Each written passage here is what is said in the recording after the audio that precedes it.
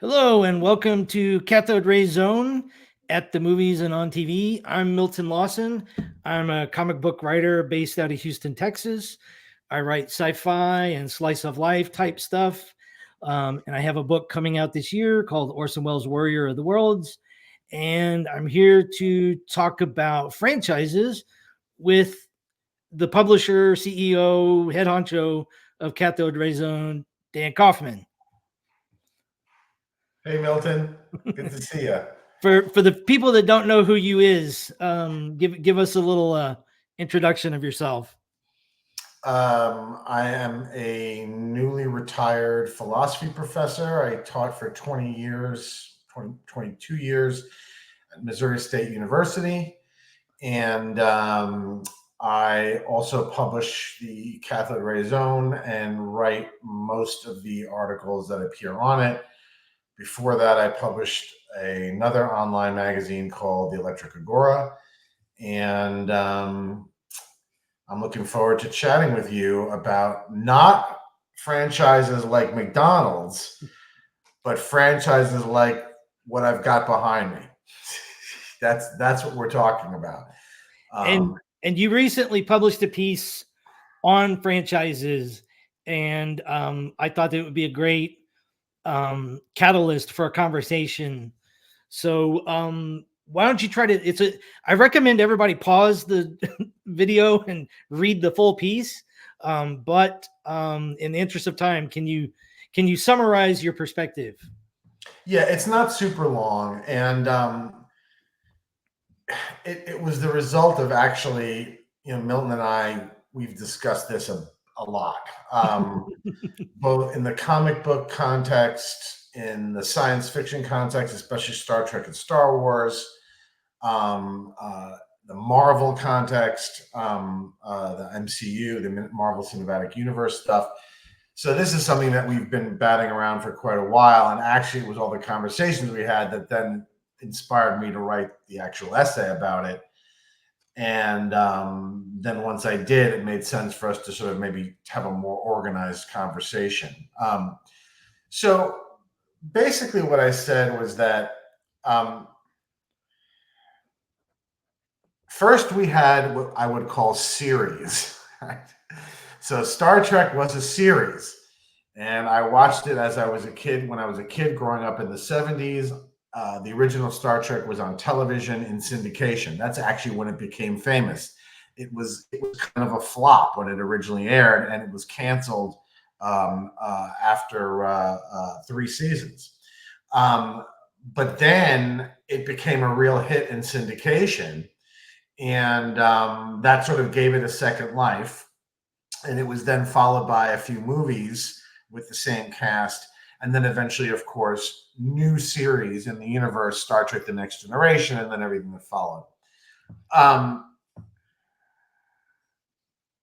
So there have always been series, right?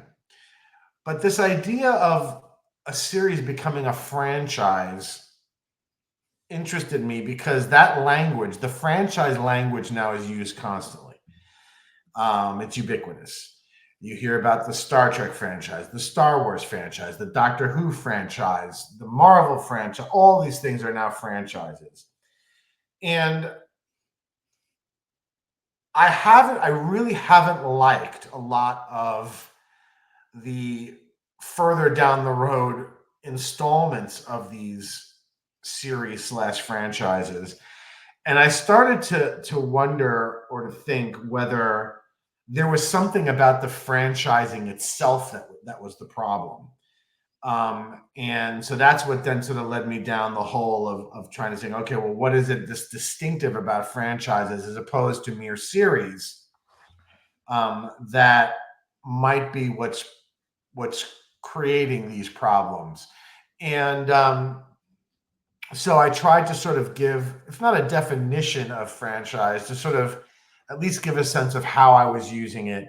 I distinguished 2 senses of the term, one of which really does stem from like the fast food context, and that is the idea of something that is consistent and predictable, right? So the idea being sort of like, part of the appeal of a franchise like McDonald's is that, wherever you are, if you walk into a McDonald's, the quarter pounder with cheese is going to be the same as the one somewhere else. So you know what you're getting. So that was one sense of the term franchise that I talked about. And then the other had to do with establishing a recognizable brand that then is used as a basis for marketing and merchandising. And so I discussed both of those, and I said that the sense of franchise really that we're talking about when it comes to popular entertainment properties is that latter sense. Because part of the issue is that in the first sense, these things are no longer recognizable. Star Trek today is not recognizably the same show as Star Trek from 1963. Or 66, or whenever it first ran. I think Doctor Who was 63. I think Star Trek was a little later. So the sense of franchise that we mean when we're talking about popular entertainment isn't that first sense of franchise of a reliable, steady, consistent, predictable product, right? It's this other thing to do with marketing, branding, and merchandising. And that's where I then sort of focus for the rest of the piece. And I argue that when applied to popular entertainment properties, the franchise model actually doesn't work very well and ultimately winds up killing these properties. So that's the sort of the argument, that the basic argument, and we could go into the details of the reasons why I think it kills these properties, but that's the overview or outline of what the argument was. And do you can you give us an insight into? Well, go ahead and give us one of the reasons why this becomes the case.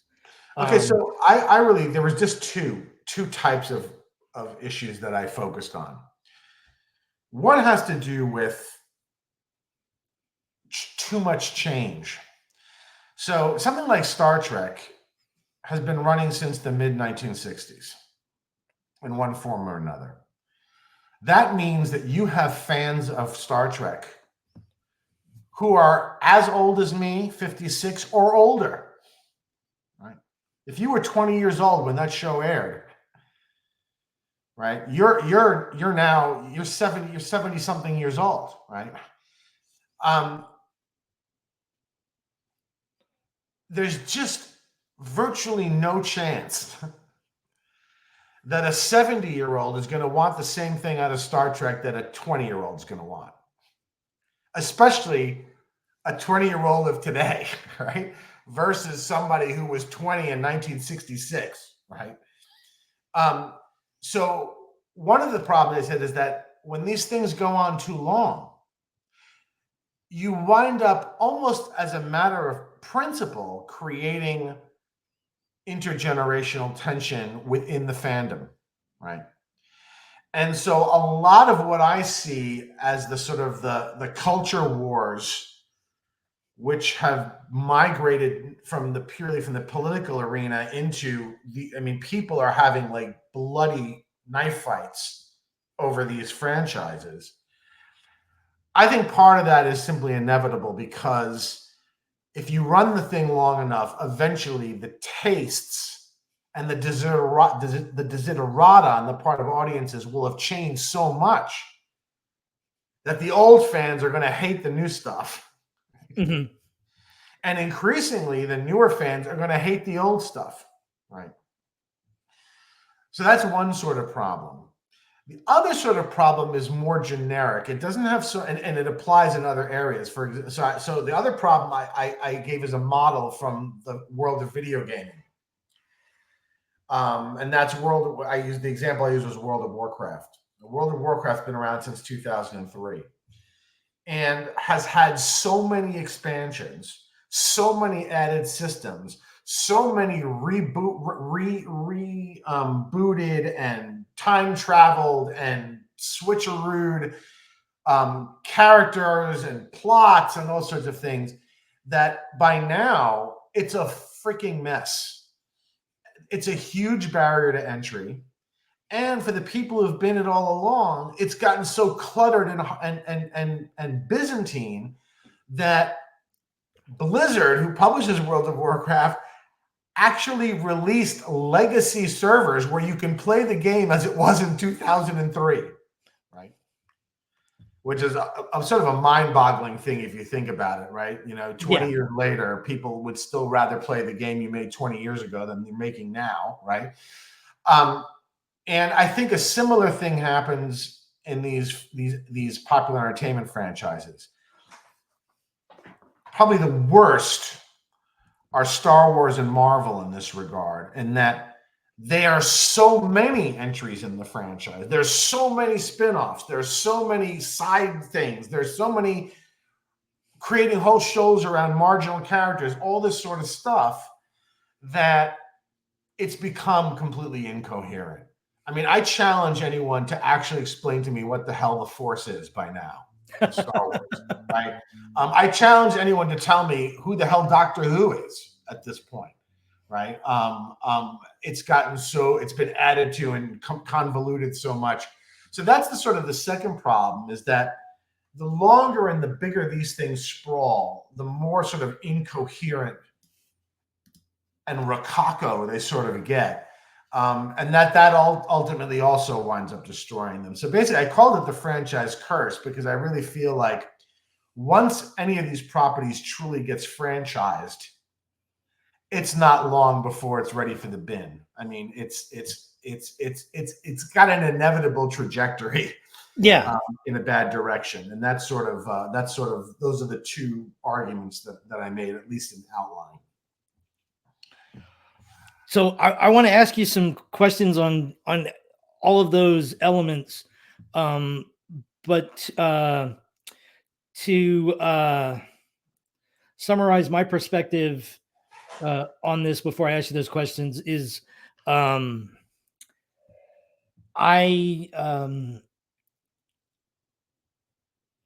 think it's fair to say that even folks that are fans of a lot of these current franchises, that many of us, perhaps a majority, perhaps a strong majority of us, are all suffering from a form of franchise fatigue at the moment. And I'll give you an example of that. A couple of months ago, I was in a movie theater, and there were 8 trailers played before the feature, and 7 of the 8 trailers were either sequels, prequels, reboots, remakes, whatever. And there were some 20-something kids in the row in front of me, and they were out. It was a Friday night. They were having a good time, and they were joking around.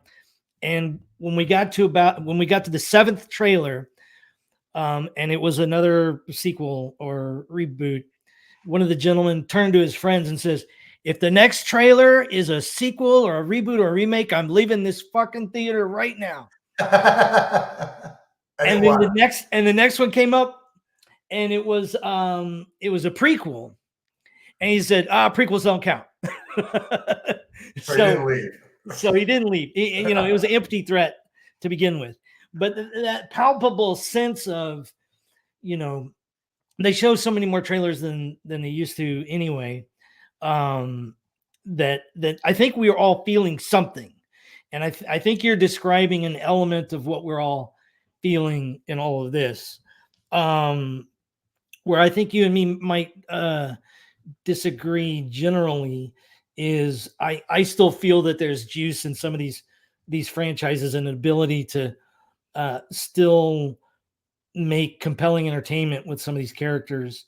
What the 2 problem examples you came up with, the first one was like the generational one. Do you feel too much change over too long of a time inevitably is going to create an internal conflict within the fan base? So let me ask you this: if we were to take something like a franchise and jump to a higher level of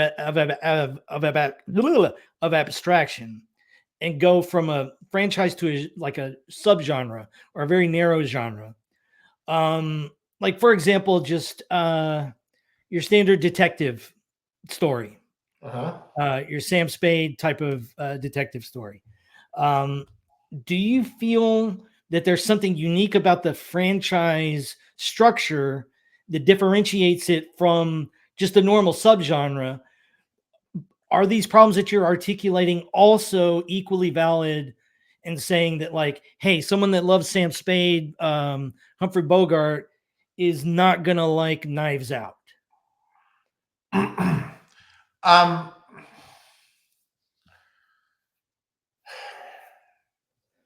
so you're saying aside, franchise aside, things Right, that aren't franchises, okay? right. So, like for example, let's take for example, right? So let's take probably my favorite detective series, and that's Agatha Christie's Poirot books. Mhm, mhm, So you had a film of Murder on the Orient Express made in the 70s with Albert Finney playing Poirot. mhm, You also had then Peter Ustinov play Poirot in several films. And then you had David Suchet play it on the TV series. mhm. And the general consensus, and I would say it's a pretty overwhelming consensus, is that more than anyone else, Suchet nailed the character.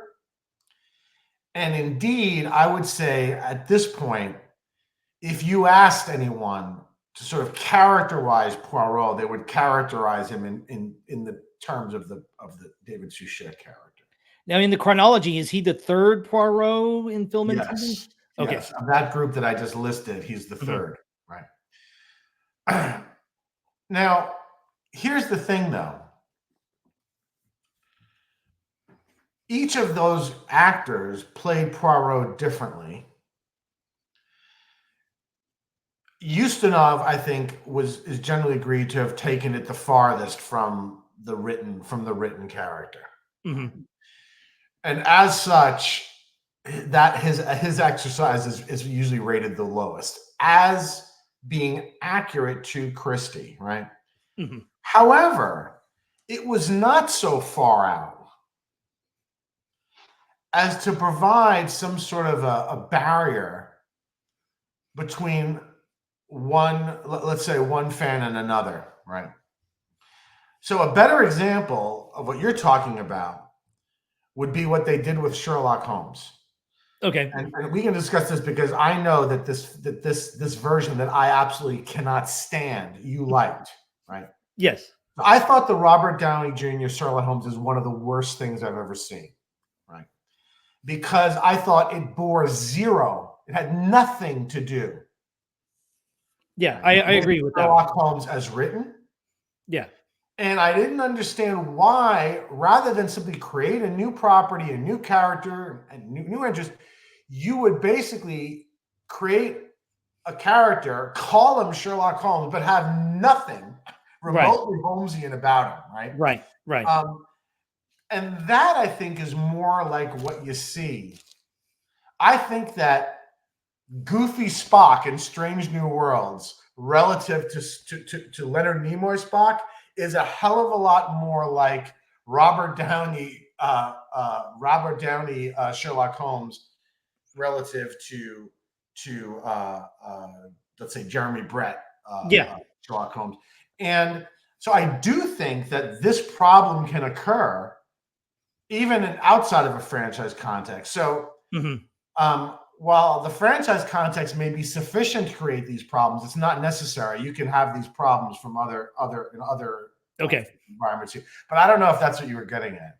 Well, no, because I felt that, part of your argument was that franchises in and of themselves, the longer they run, they create this problem, and I think it's a more generalized problem than just franchises. I think franchises accentuate those inherent challenges because you've got a narrower set of expectations and things that you can even do to and still remain true to make it But recognizable. there is, but I guess I do want to kind of insist a little on the inevitability of it, and that is because, and that gets to the next point, and that is, and I wrote about this in some detail.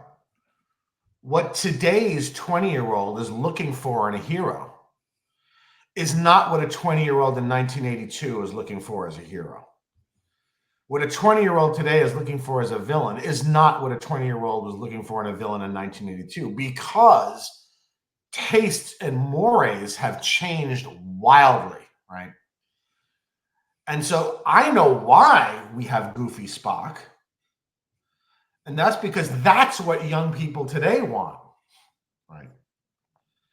So I do think there is an element of inevitability to this, right? If you want your villains to be stoic and tough and terrifying, you want Darth Vader. And if you get Kylo Ren, you're going to laugh at him. Say, what a fucking wuss, right? What a total weakling, right? If you want more, from your perspective, morally upright, virtuous heroes today, and you're 20 years old, you're not going to like Captain Kirk, who's chasing every girl he can find, every girl he can find on any planet he winds up on, right? And so I don't see how this doesn't inevitably create the problem I'm talking about. It may be it may take time, right? Things may have to change a lot, but it's just too much of a coincidence. You see it in Star Wars, you see it in Star Trek, you see it in Marvel, you see it in Doctor Who, right? So I guess I would say I do think it's inevitable. Here's where we part ways, because I don't think it's inevitable, and I think many of the examples that a lot of us would cite, and we would agree that they are poor representations of characters that are beloved, I think are down to bad creative choices, bankrupt creative ideas. You think 14-year-olds today want the same kind of villain? Let me give you two examples where I feel a character has gone through the mill of multiple reinterpretations, and had success or failure. And I put the success or failure down to the specific creative choices that the creative teams made, as opposed to some sort of accumulating difficulty inherent in franchising. So let's take the two biggest comic book companies' flagship characters, Superman and Spider-Man. So in Superman, you have this beloved incarnation with Christopher Reeve in the late 70s, early 80s. 1979. Right. And then in 2005, Bryan Singer comes to restore the property, and creates Superman Returns. And the film largely fails because of its reverence for the Christopher Reeve era. Sorry, so it was much. It was 78, not 79. Sorry. Go on. So they enslaved themselves to this ideal of the Christopher Reeve version, to where they ended up making a totally inert film. Then we go forward a few more decades, or not decades, but a few more years, and the character is reinvented again on the big screen, to a polarizing effect. Many fans of Superman feel that the Zack Snyder Man of Steel franchise completely misunderstands the character, turns a selfless hero into a selfish prick, who has no care for saving the citizens of Metropolis and just protecting his own secret identity.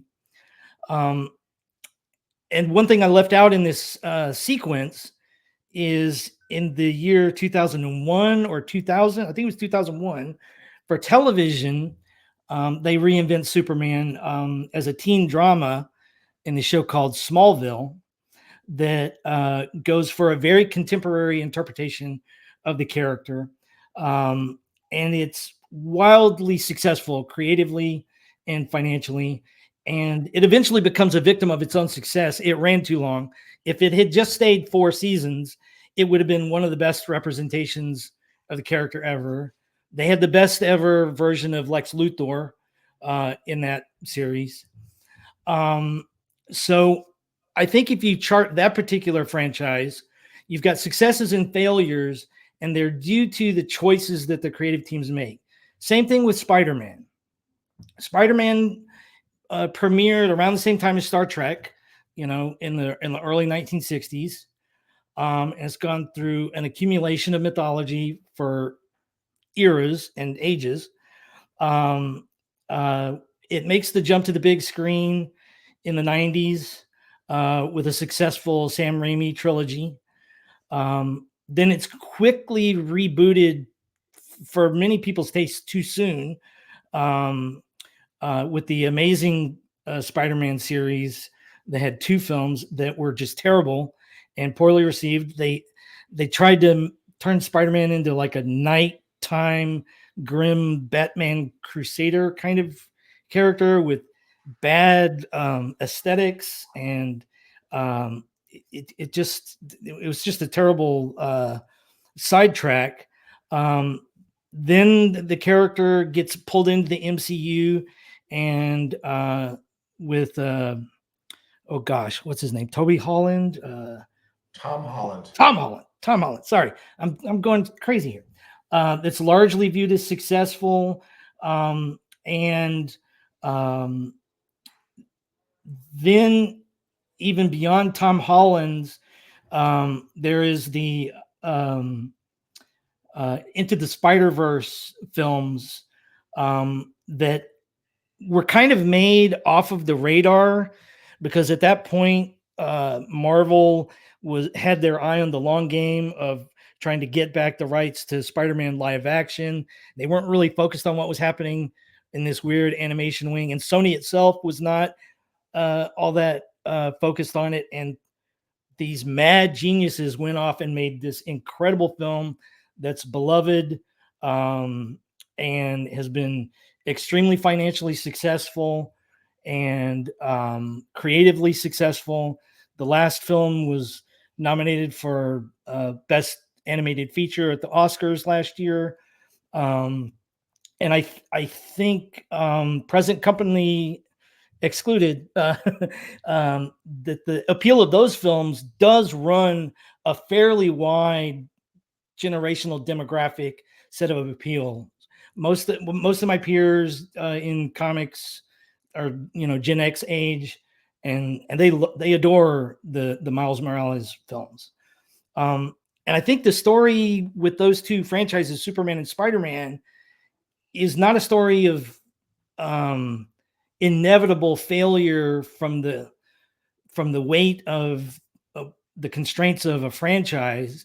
I just think a lot of people made some really dumb calls, and a lot of people made some really good calls. Yeah, I guess. I mean, look, we're doing a lot of guessing.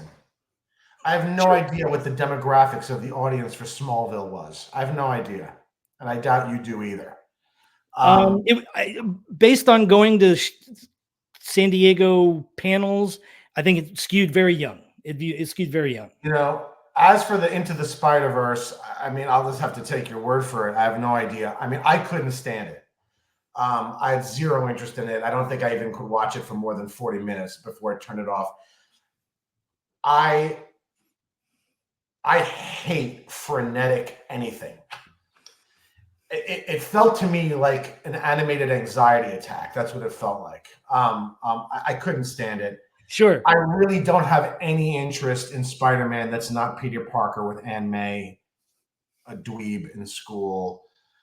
This gets us off into other things. I just don't understand why you wouldn't just make a new thing. Rather than just to me, this is just putting skins on things, right?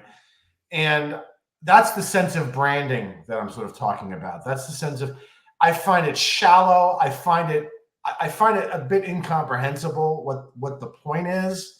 It Yeah. strikes me as lazy. Mhm. And I think it's perpetuating a very, very bad market. I think that this is part of the reason why nobody can make any decent movies, right? Because unless you're going to make a $350 million blockbuster, we're not interested, right? I'm damn glad that I came into films and TV in the 1970s and not now, right? Because they were better in every way, right? I mean, in every freaking way.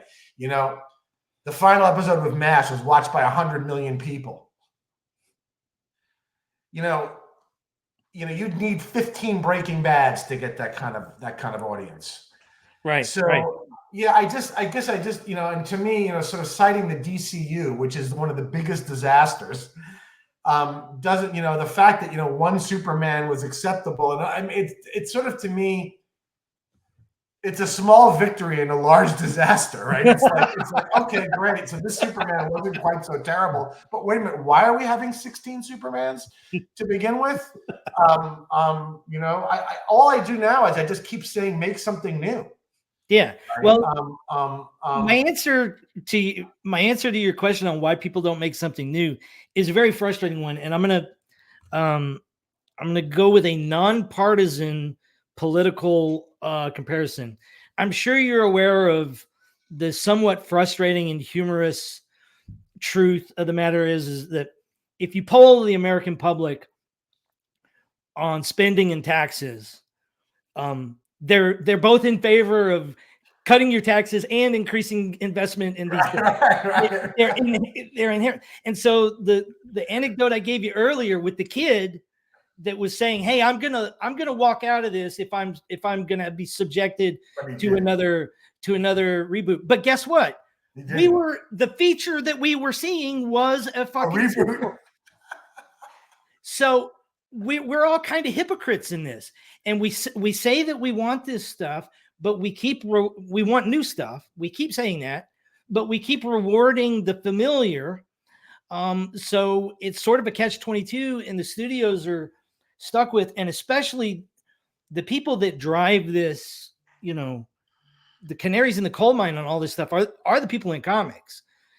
Everything that we do in comics is like, this is what you see on your movies and TV screens 10, 15 years down the road. And every time one of the major comic companies tries to introduce a new major character, it fails most of the time. It's very hard to do it. Right. But doesn't that sort of kind of make my point? I mean, look, comics is a good example, and I talked about this in the article. Look, I know that there's been like 10 Iron Mans, but the only one anybody's interested in is Tony Stark Iron Man, right? That's why they made him in the first movie, and that's why if they make this stupid Ironheart or whatever the hell it is, it's gonna fucking bomb, okay? Because no one cares about those characters, right? Because the idea is kind of stupid, right? If you think about it, right? I mean, I don't know why they did that. I don't know why they did that. It seems to me it would have been much better in comic books had they just simply had generations of characters, rather than, I don't even know what to call this, right? But this is the way they chose to go. But it seems to me that whenever there's real money at stake, what people want is the real ones, right? They want Tony Stark. They don't want whatever the hell they want. They want Thor. They don't want. What's interesting, right? I mean, I haven't heard your reaction to this. We would be neglectful. We're basically 1 week away from the announcement at San Diego Comic-Con that they've scrapped the original plan for the next 2 Avengers movies and have replaced it with this idea of bringing the Russo brothers back. And they unveiled on screen or on the stage a big announcement of casting for Victor Von Doom. They made Robert Downey Jr. I think this is when I saw that, I went on Twitter and I just posted a face palm. See, I mean, I know why Downey's doing it, because the amounts of money he's being given are probably, astronomical. But I can't imagine creatively why one would do such a thing. It's not like there's any shortage of actors who can play villains Sure. convincingly.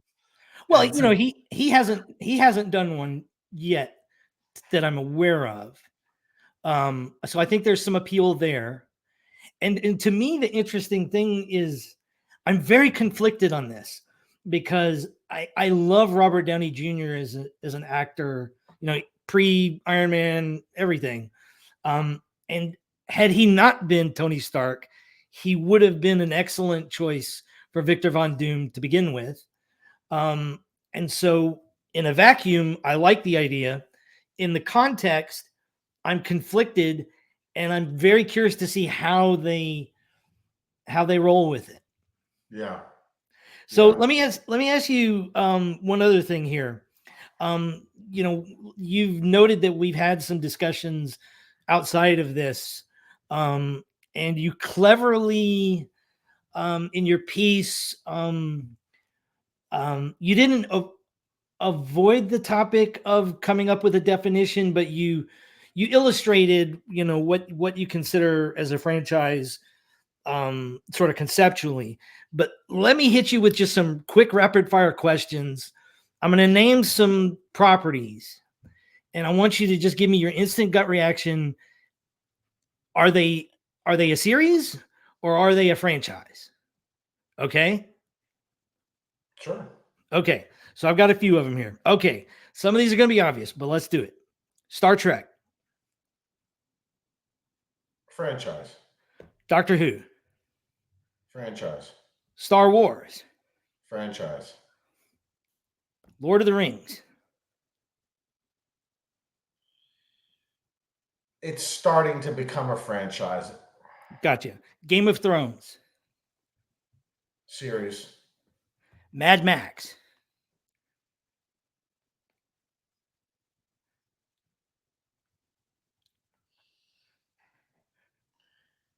I don't know what that is. okay, last Honestly. one, Stranger. No, and I'll tell you why. I don't think anything after Thunderdome is a Mad Max movie. Okay, well, let's get into that. I'm gonna hit you with one more, Stranger Things. Series. Okay, all right. So I think Mad Max and Stranger Things are interesting ones because at least as of now, well, tell me why you don't think the last two Mad Max films are not Mad Max films. So I saw the originals when they came out.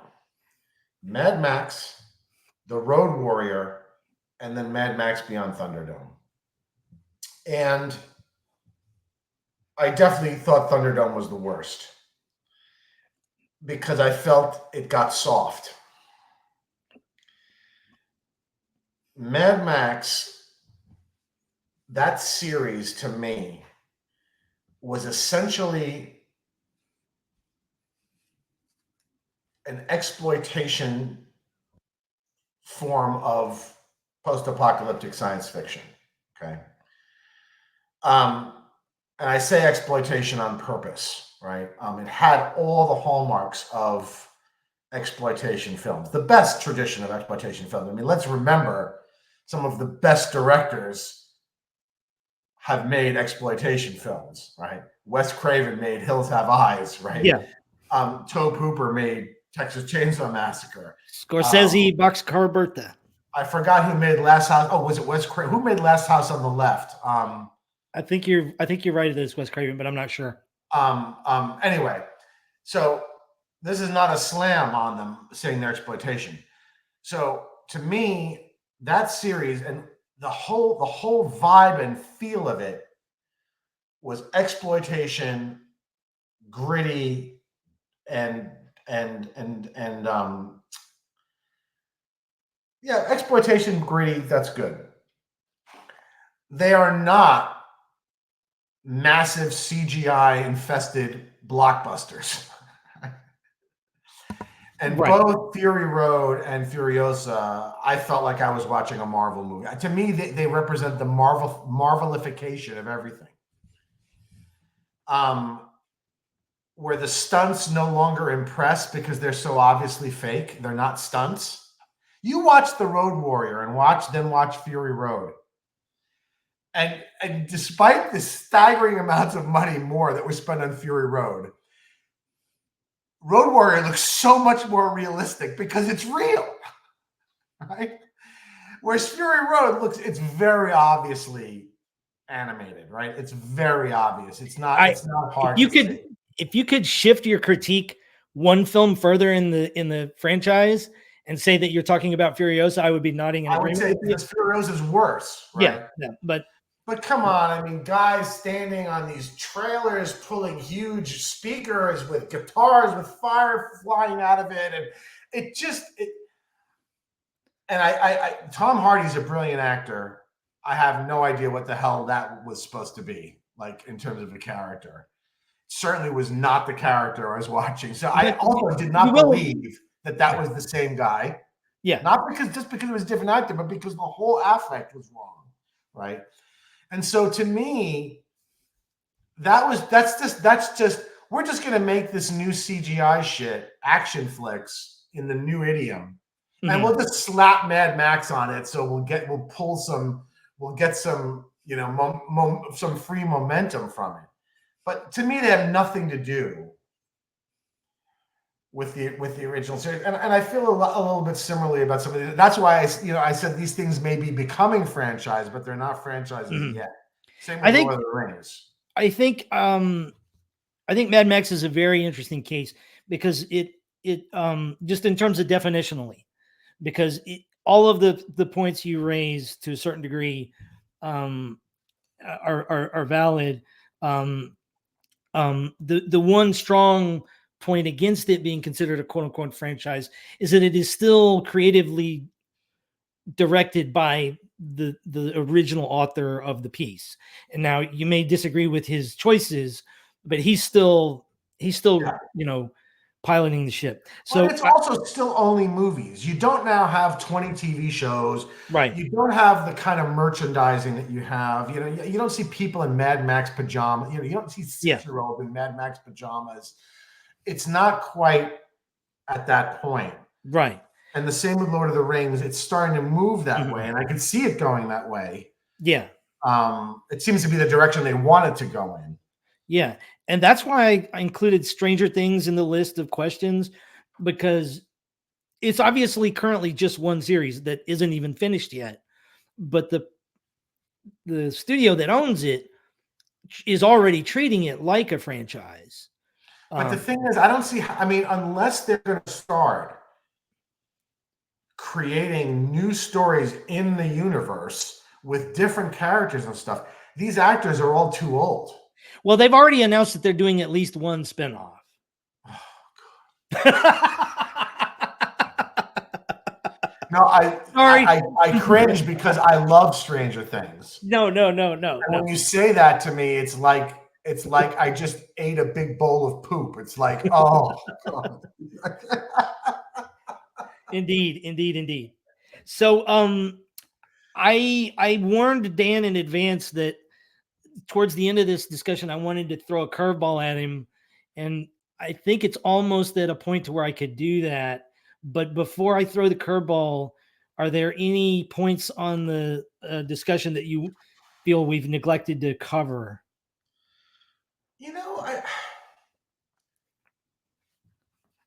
I felt like we argued a lot more in our prior conversations. And I doubt very much that the reason we're not is because you've come to my view, because I don't think you have. And so I'm wondering whether we're missing something. In terms of the two lines of critique, one was about creating divided fan bases because it changes too much. Yeah. Oh yeah. The barrier to entry. I did want to sort of push on that a little bit. So you gave me an example of of Spider-Man and Superman, and there the changes were received well or whatever. And I did want to say a couple of things about that. I mean, one thing was I want to be clear. I am not saying that being a franchise is going to inevitably kill you financially. Oh, sure, sure. That's not the claim I'm making. What I'm saying is that the Yeah, shows become terrible. Now, terrible shows can do well. I mean, I can list an arm's length full of terrible shows that do well. Mine is a sort of an artistic judgment. It's not. sure. Oh, they're all going to die. They're all going to go bankrupt. I'm not saying that. That's clearly false. Do you think your critique is more visible in TV shows versus film series? Well, I think that because of the nature of TV production, it's easier to flood new shows than it is to flood films, right? I Yeah. mean, I put up in the article, I put up pictures of the maps of these franchises, particularly Star Wars and Right. Marvel. The number of entries is mind-boggling, Yeah. and Let me it's see if I can because bring it of up here. it's because of the television shows. If you take the television shows out, it's still a lot, Yeah. right? But it's not this kind of amount that could never ever work, right? I mean, Right. I think I said something like the greatest writers in the history of the human race could not successfully manage that many installments of something. And the people writing this stuff are a galaxy far, far away from being the world's greatest writers, right? So I do think that that kind of sprawl is inevitable disaster creatively, right? They're gonna suck, right? You make 50 Marvel TV shows, they're gonna suck, or at least a huge number of them are gonna suck. And so I do think that it's more prone in TV because TV is easier to quickly bloat your TV productions than it is to bloat feature films, right? Right. So I I think do think that. But one of the things I really wanted to push you on, because I thought this was one of my stronger points, and I don't think it sounds to me like you don't agree with it. Do you really not think that in a very substantial, fundamental way, youthful tastes in heroes and villains have changed dramatically over 50, 60, 70 years? Do you really think a 14-year-old today has the same idea of a hero or a villain that a no, 14-year-old in 1981 did? no. Well, it depends on the type of character that you're wanting to anchor your story to. So, for example, um, Like, isn't the Kylo Ren Vader difference a perfect example of what I'm talking about? I think there are other better examples because I don't think the Kylo Ren one is a generational pander. I think within the Really? realm of Star Wars, you're creatively stuck by the fact that Darth Vader is one of the archetypes of villainy now, and you can't out Vader within the Star Wars universe itself. So you are hamstrung, and you've got to go in some kind of a different direction. They have succeeded and failed, mostly failed in this arena as of late. What do you think is a better example of it? I think a better example is, for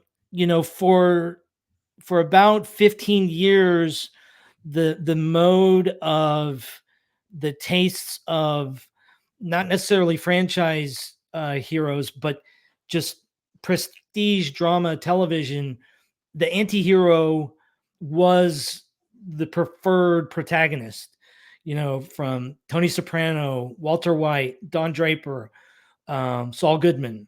Those characters were sort of the definitive um, quote unquote hero for your story. And a lot of the creators who are doing those types of stories now feel that that mode has played out, at least just from the creative side of things. The audience taste side of thing, I think the zeitgeist is always very hard to predict. Um, So and you think a Captain Kirk style captain would fly today?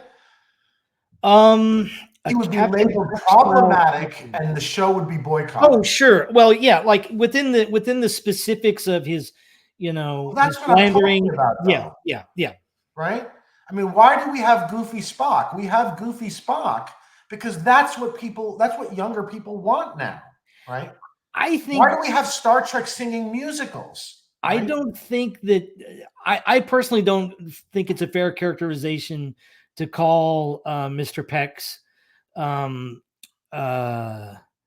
is he Peck? I know his his grandfather is Peck. Yeah. Okay, I wouldn't call him Goofy Spock. I would call him less less static. I would call him a little more nuanced. Of course, there's a musical episode that you're highlighting there. You call the Spock nuanced? Yeah, I believe so. I think Did you watch that cringe-worthy episode with him in the love triangle? I've seen all of the episodes. I don't remember. I wanted to shove my head into a wood chipper after I watched that. He's always either embarrassed or grinning or like grinning stupidly, or I mean, what I want my Mr. Spock back. Well, or else make something else for God's sake. Well, you know what I mean? Like, isn't there something a little insulting about? I mean, I guess I also don't understand why these people don't worry a little bit. Well, are we going to arrange two generations of people who've been watching this show for 50 years, right? And now we're taking their favorite characters and we're turning them into a freaking joke. Right? I don't think they took him and turned him into a joke. I love his performance. And I think that the key difference here is I think Leonard Nimoy has a different interpretation of Spock than Mr. Peck does. Leonard Nimoy suppresses his human side much more. And that gives us an insight into his version of the character. He acts, 95% Vulcan in all of his affectations and modes, whereas Peck's performance is more 50-50. And the struggle of his human side and his Vulcan side is a lot more on the surface. And I think it's just a different creative choice. And the fact that I've already got the Nimoy platonic ideal, I like seeing this next iteration, seeing him struggle with it more explicitly. Okay, this is the last thing I'll say about this, and then we can go to the curveball you wanted to throw me. And it's funny you said platonic form because I was thinking of it. But they're not platonic forms. That's the point. In other words, look, part of my objection is that when you do this franchising thing, essentially you turn characters into archetypes, right? Of which there can be multiple versions. Leonard Nimoy's is not an interpretation. That's the character. There's no book it's based on. It's not based on a legend. It's not Achilles back from 2,000 years ago. This is the character, right? So now if you're going to have somebody else play him, and it's supposed to be in the same freaking universe, in the same timeline, right? I mean, it was bad enough giving him a made-up sister, right? In Discovery, sure. Yeah, or making him dyslexic, or whatever the hell else they did to him in all of those were terrible. I'll concede. God-awful nightmare of a show, right? Yeah. And it was so bad that eventually said, okay, this is a disaster. We'll send him 900 years in the future and get rid of him, right? I mean, you almost can't make this up. It's lampoonable, right? As a creator, as a person who writes myself, I find this sort of a lampoonable thing to watch, right? You fuck it up so bad that you have to shoot them all 900 years into the future to get rid of them, right? So the point is that Spock is not an archetype. He's not a platonic form. He is a character in an actual show, right? And so when you do this, you turn him into an archetype. And what I'm saying essentially is that's a terrible idea. Well, I don't think that's a terrible idea, right? Well, it's good in mythology. It works in mythology, right? I don't think it works in fiction. I would say I was not precise in my comparison. I wouldn't say that that's the platonic ideal of Spock. That's the platonic ideal of a performance of Spock. I do think that Spock is a character that can be performed by and reinterpreted by other actors. I mean, just do the thought experiment. We've seen this in other shows. What if Spock? What if Leonard Nimoy had some sort of an ailment in the second season? They would have had to either write the character out or recast him. And all sorts of sci-fi shows have had interesting. Doctor Who itself was, an innovator in this area. Instead of recasting the role in a traditional sense, they came up with this concept of regeneration. Yeah. And there's other aspects. There's actually a plot relevant reason that's Sure. tied into it, that's not ad hoc, that explains why you could have such a radically different personality. Yeah. Although I think at this point they've taken that too far also. But in the case of something like Spock,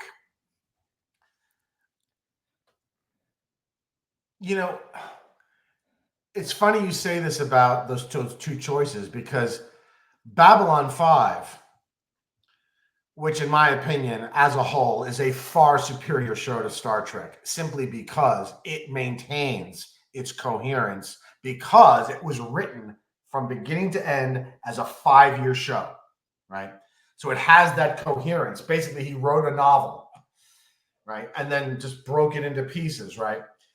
And he figured out the history 1,000 years in the future and 1,000 years before, for purposes of continuity and believability and realism, right?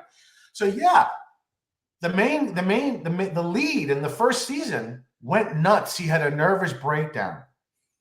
They did not recast him. They brought in a new captain. And I would have much preferred a different character. And I think an awful lot of people would have preferred, part of the problem is we don't know, we have nothing to compare it to, right? Mm-hmm, mm-hmm. I would love to see if someone made a traditional Star Trek and see how it did. Here's why I'm saying that. When World of Warcraft launched those legacy servers, Blizzard discovered that the 2003 game was more popular than the 2024 game.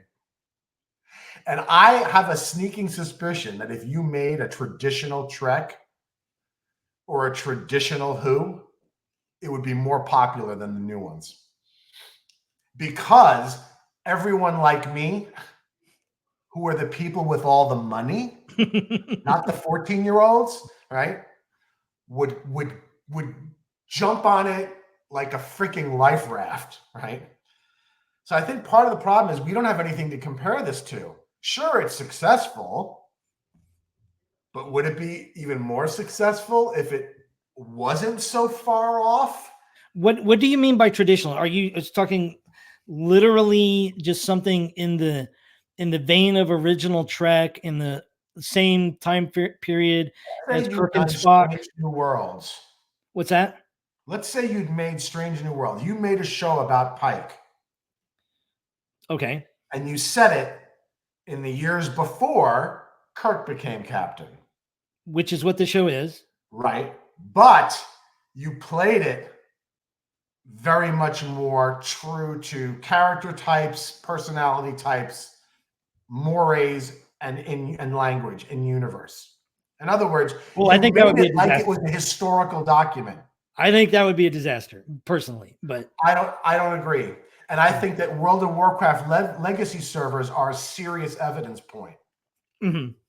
Well, I think it would have niche appeal, and I mean, there are people on YouTube doing this exact thing, doing original style Trek. Like Axanar, like something like Axanar, right?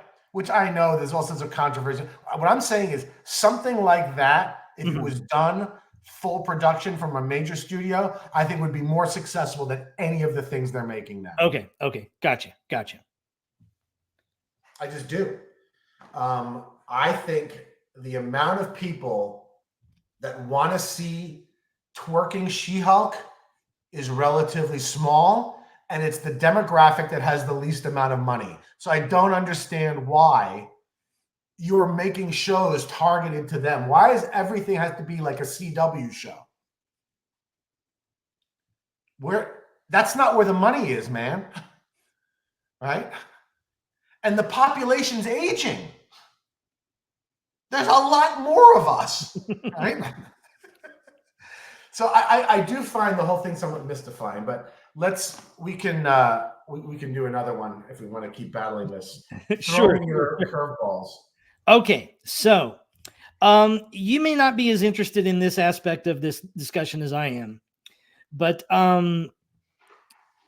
you know, part of your argument on the franchise dimension of this is not necessarily tied specifically to the creative element itself. It's more to the packaging, the business side, the marketing side, etc. So we are in an era where we're not there yet, but very soon in the next decade, many of these iconic properties that are the cornerstones of these major franchises are going to enter the public domain. And everyone who likes those like characters, Mickey Mouse. Yes, Steamboat Willie is in the public domain as of now, I believe. And it gets tricky. Like all of Sherlock Holmes is now in the public domain.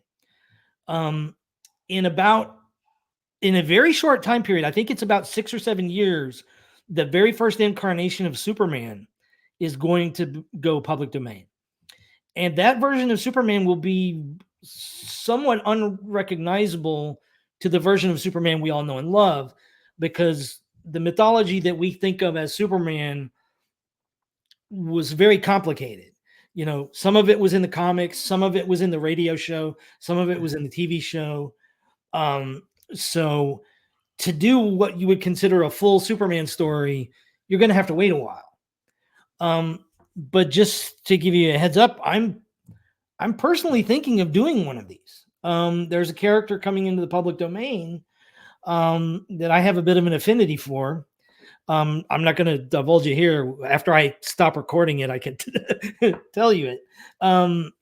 But do you think that it's impossible for for creators or studios who want to go down that route and have the total freedom to do whatever they want? And they can do it small, medium, large, extra large. Your critique about quote unquote franchising, would they not be freed from some of those constraints? And might there be more minerals to mine in these intellectual properties once they go into the public domain?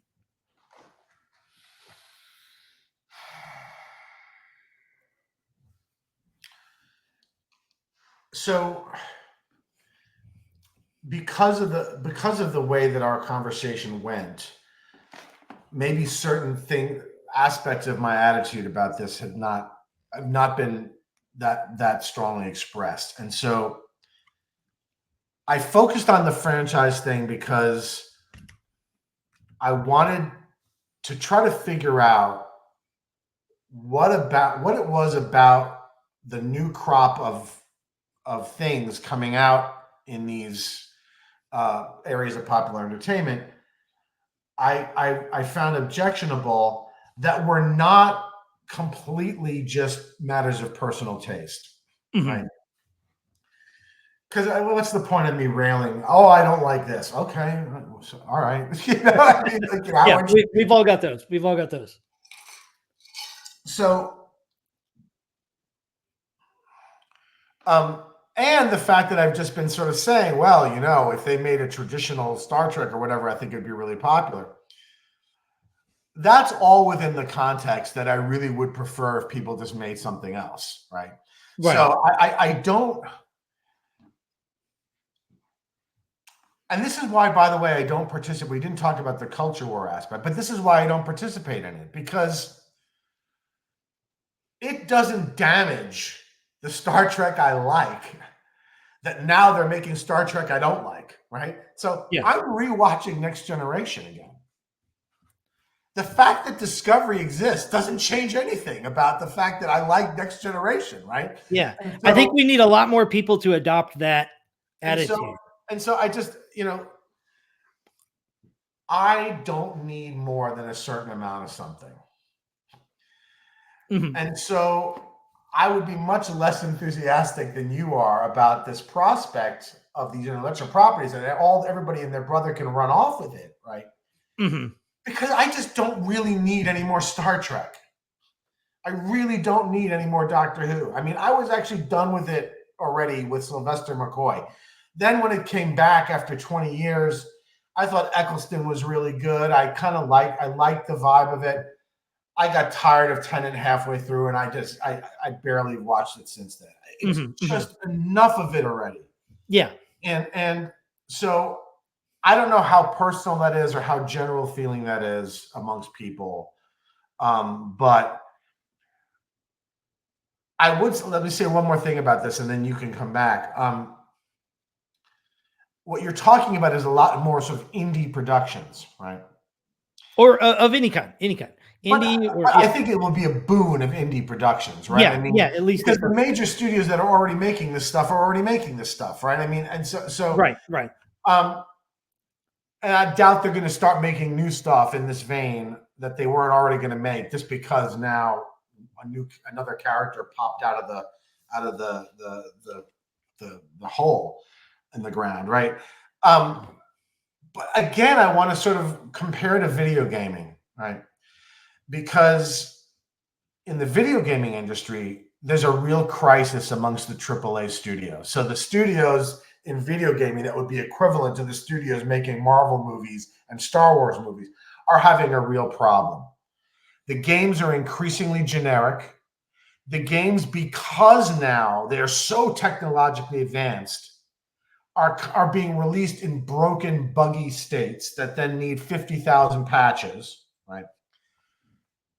All the action has moved to indie producers, Mm-hmm. but they are not. They are making new properties. And this actually is not a new property, but the company that got to this was making Baldur's Gate 3, okay, is the third in video games that originally came out in like 1999 and 2000. Mm-hmm. Mm-hmm. However, the studio that made it, and it was hugely popular, even if though it's in an old format, top down, isometric, turn based, right? Which nobody would have thought would do well in today's market. Huge success, right? Massive success. The company that makes it is a company called Larian Studios that, unlike these other AAA companies, is not publicly traded, right? So they can make their own decisions. They have no shareholders to answer to. They do what they think is good. And they have been making indie role-playing games now for years. They basically built themselves up to the point to where they could make a blockbuster like this, right? And I guess what I'm wondering is, why hasn't something similar happened in entertainment, in TV and movies? It's not money, because look, a AAA video game now is as expensive to make as a top Hollywood blockbuster. Hundreds of millions of dollars. Okay. But So it's not just money. an indie game can be just a handful of people. An indie game can be made by a team of 2, Right. or a team of 50, or a team of Right. 100. But I guess what I don't understand is the AAA studios in video gaming are stagnating, and this really healthy upsurge of indie studio productions has come, and their original properties for the most part. Mm-hmm. Why isn't something similar happening in TV and film? I think it would be really healthy for that industry. And so that's my long-winded answer. Yeah. I wouldn't be thrilled about what you're describing, because I've already had enough of all of these properties. Right. And I do wonder why film and TV haven't been more like video gaming, in that when the indies start surging, they go their own way. They're not just regurgitating again. Well, I kind of feel like what you're describing is happening in comics. It is. That the, you know, the independent creator material for about the past, 15 to 20 years is where all of the juice in the industry is, where all the best ideas, where all the best art is occurring. And what typically that happens, even made its way over to film a little. Yeah, it is. And I think you're going to see more of that, just simply because the production quality available to a low budget operation is now equivalent to a big budget project. Like, we're both big fans of that film, Vast of Night. And I feel like we're going to get a lot more of those kind of films. I sure hope. Wonderful movie. Is this a great movies? Yeah, is you're this right. a great moment for us to conclude on a moment of accord? Yeah, absolutely. All right, my friend. I'm going to let you. You got to stop the recording. Okay. I'll stay on for you to tell me what the property is. Sure. Well, everyone, thanks a bunch, and we don't know what our next one will be, but hopefully it will be equally spirited and fun. Well, we created this idea for this show like a year ago. Yeah. And we've just been both so busy, and then I moved and all this sort of stuff happened. And so our aim was always to bring podcasts back. And so we will do so at some point. Awesome. Well, thanks everyone, and we'll see you again soon. Ciao.